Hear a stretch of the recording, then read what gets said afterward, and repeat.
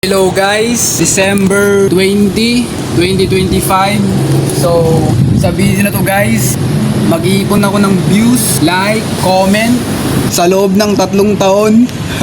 So, sa loob ng 3 taon, hindi ko alam kung ilan ang may ipon na views, like, and comment ng video na to mga tol.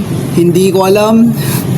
Basta mag-iipon lang ng like, views, at comment ang video na to sa loob ng 3 taon. So, may expire ang pag-iipon nito sa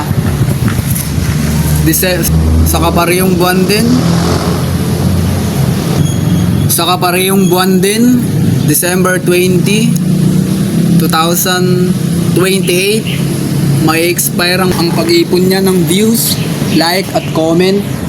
So, kung napadaan sa inyo ang video na to mga tol, kung napanood nyo, pakiusap, i-comment nyo naman kung anong araw nyo napanood tong video na to, at anong buwan, at anong taon na din.